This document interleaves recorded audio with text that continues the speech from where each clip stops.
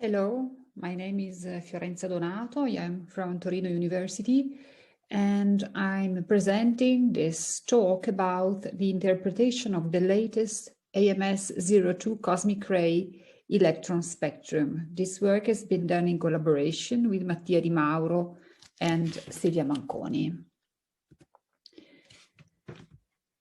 Let me first of all discuss the sources of cosmic ray electrons and positrons in the Milky Way. The goal of this paper, of this presentation, is to reproduce the spectrum of electrons as measured by AMS 02 in the recent paper cited here. At the same time, we also fit, so to check, the positron AMS 02 data. What we want to do specifically is to assess the nature of the hardening in the electron data that AMS measured about around 42 GeV. We perform this analysis including the following sources of E plus and minus. First, secondaries, which are produced by the collisions of relativistic protons and helium, mostly, of scattering of the interstellar medium, which is proton and helium as well at rest this time. Then we model primary E plus E minus from pulsar emission, and finally we include the production of electrons from supernova remnants. We describe the sources in the galaxies as distributed according to the smooth green 2015 density. The diffusion and the energy losses in the galaxies are taken into account. For energy losses, we in particular implement a synchrotron emission and inverse Compton scattering, which is particularly relevant in this analysis. And then the injection spectrum as a function of energy from supernova is a power law with an exponential cutoff. And for pulsar wind nebulae is assumed to be a broken power law in energy. Now let me focus a little bit on energy losses due to inverse Compton scattering. In this plot, you see the energy loss rate, which is GeV per second. This is just plotted times E-2 for visualization reasons. And we split here the contribution of the inverse Compton energy losses due to different photon background populations. So we have the CMB, you see the green light, the dust emission, and the starlight. The solid lines here refer to the interstellar radiation field as taken as a sum of black body distributions, and for the inverse Compton scattering cross section, we perform a full numerical integration. So you see the different contribution at different energies. At the highest energies is the scattering on CMB, which is more relevant. We also plot the computation when the inverse Compton scattering is approximated according to a paper by Schickleiser and Ruppel, and this gives the dotted lines, the dotted curves. You see that this approximation in the cross section induces the significant differences with respect to the numerical approximation, and induces also a feature which could potentially explain the kink measured in the electron spectrum. We also change the description of the photon background. This is done by using a very accurate description performed by Lipari and Vernetto, which is this reference 6. And we see that this modification indeed is not very relevant with respect to assuming a series of black body approximations. In the plot, in the small plots at the right, I have shown the description of the black body approximations and the full numerical computations. You see the differences at some frequencies around the electron volt. And below, we plot the full numerical integral for the inverse Compton cross-section, which is the solid light, and the approximation that was used in literature. And in this case, the relevance, the difference is very relevant. Let me discuss now the effect of energy losses on the electron flux propagated to the galaxy, to the Earth, from sources in the galaxy to the Earth. For illustrative purposes here, we also put AMS data, and we plot 3 different cases. First of all, our, let's say,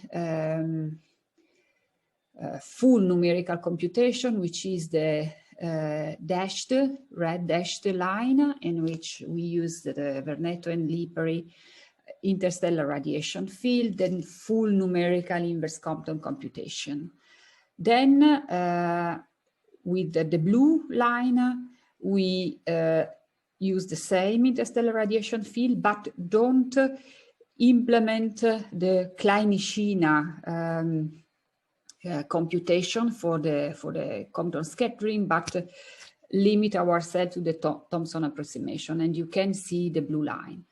And then using black body interstellar radiation field and the inverse Compton approximation cross-section, we obtain the gray dotted line.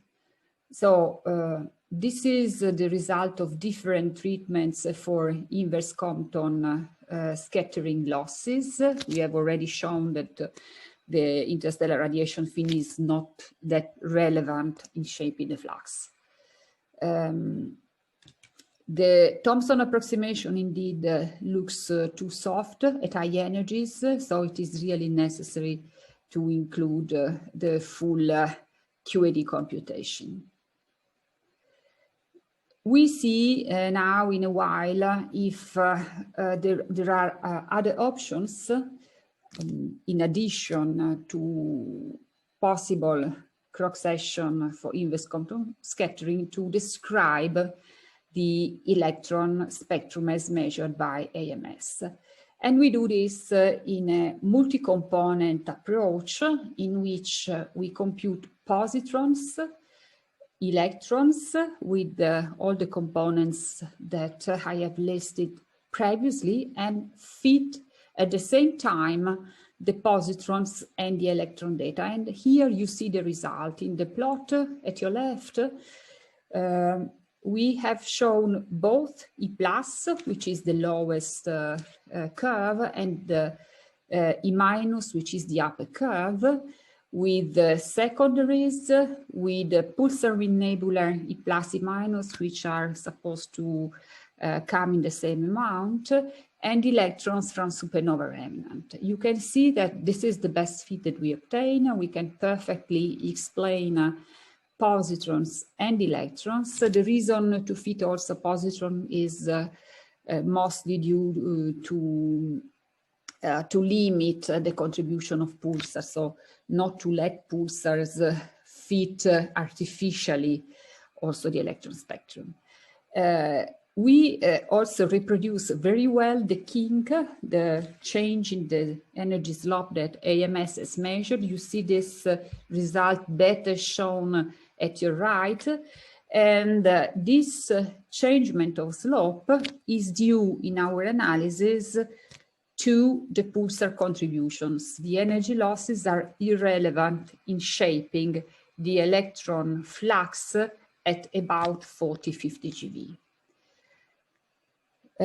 So The break is explained as the interplay between supernova and pulsar nebula contribution.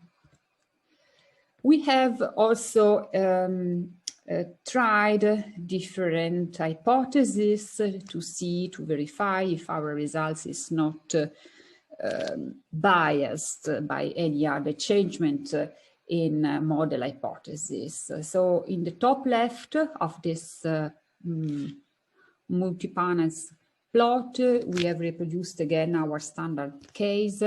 So full energy losses, interstellar radiation field as Veneto-Lipari, the propagation as in the paper by Genolini et al. 2015, and we have assumed no spiral arms in the galaxy.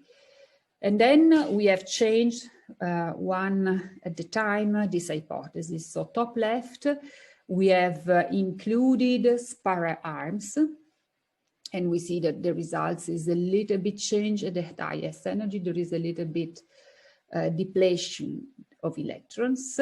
And then we go to the middle panels, in which we have changed only the diffusion. We have used the broken power law diffusion coefficient, and we don't observe significant modifications. And then we have changed the interstellar radiation field using a series of black body approximations. And again, this is not relevant in our results. And then if you go to the bottom, we have implemented spiral arms, and we have introduced the inverse Compton scattering approximations and broken power law diffusion, and we indeed reproduce the break at 42 GeV, 40 around these energies, and this is indeed due to the inverse Compton approximation for the cross section. And finally, bottom right, we put a different approximation, a different description for interstellar radiation field and spiral arms, and we fully integrate inverse Compton scattering and multi-broken power law, and we reproduce very well the data, and we find that the significance for pulsar wind nebula contribution is very relevant, and according to different models, it changes from 4 to 8 sigma. So concluding, we have demonstrated that the approximated inverse clock section gives a bad description in the AMS energy range. Within this approximation, indeed, we recovered the slope change at 42 GeV. This is not predicted by full numerical inverse Compton scattering. This does not predict the electron slope change. This is one of the two most important results of this paper. The second is that the data, both the plus and the minus, are naturally fitted with dominant supernova remnant and the plus and minus, and the break measured by AMS is indeed due to the interplay between supernova and pulsar wind nebula emission.